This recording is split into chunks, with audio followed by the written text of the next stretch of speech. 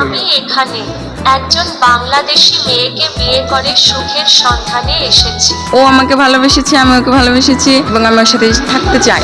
তোমায় পাবো বলে হারাই তোমার কাছে। ভালোবাসা কি দূরত্ব মানে, নাকি হাজারো মাইলের ব্যবধান ও হার মানে হৃদয়ের টানে? ঠিক এমনই এক ঘটনা এখন আলোচনার কেন্দ্রবিন্দুতে। সুদূর চীন থেকে প্রেমিকার হাত ধরতে বাংলাদেশের টাঙ্গাইলের মির্জাপুরে ছুটে এসেছেন এক চীনা যুবক। সামাজিক যোগাযোগ মাধ্যমে পরিচয়, তারপর বন্ধুত্ব, আর সেই বন্ধুত্ব থেকে জন্ম নেয় ভালোবাসা। অবশেষে 7 মাসের অনলাইন সম্পর্ককে বাস্তবে রূপ দিতে চীনের নাগরিক ওয়াং ইউলাই পাড়ি জমিয়েছেন বাংলাদেশে। শুনতে অবাক লাগলেও এমন ঘটনা রীতিমতো তোলপাড় জেলা জুড়ে।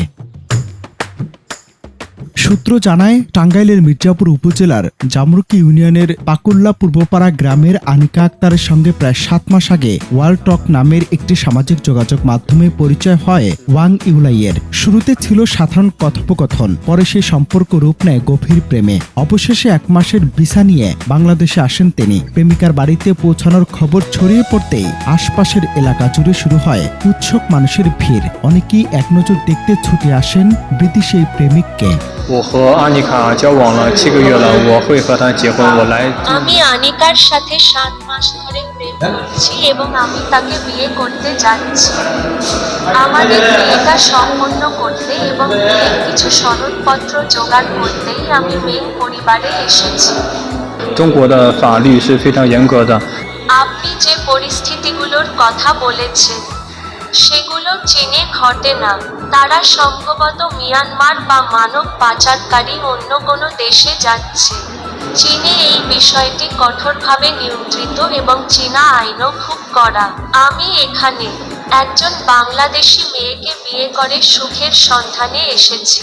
প্রেমিক চীনা যুবক ওয়াং ইউলাই জানিয়েছেন, তিনি আনিকাকে ভালোবাসেন এবং তাকে বিয়ে করে সুখী সংসার গড়তে চান। শুধু তাই নয়, বাংলাদেশের আইন মেনে ইসলাম ধর্ম গ্রহণের সিদ্ধান্ত নিয়েছেন তিনি।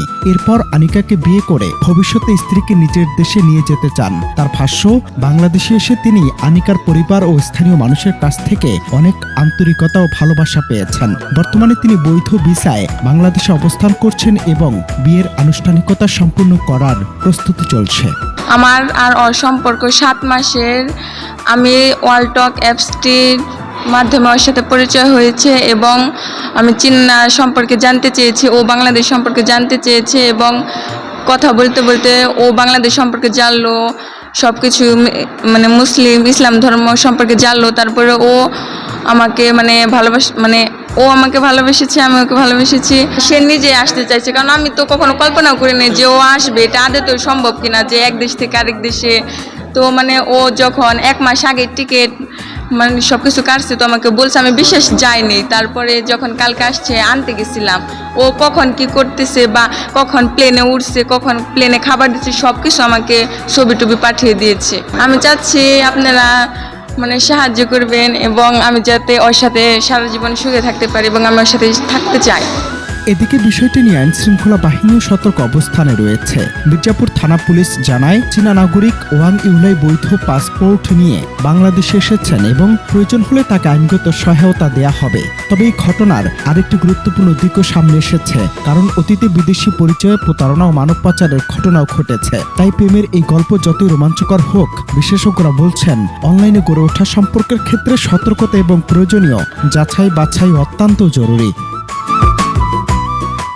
অনন্ত হাসান মাসুদ, বাংলা টিভি।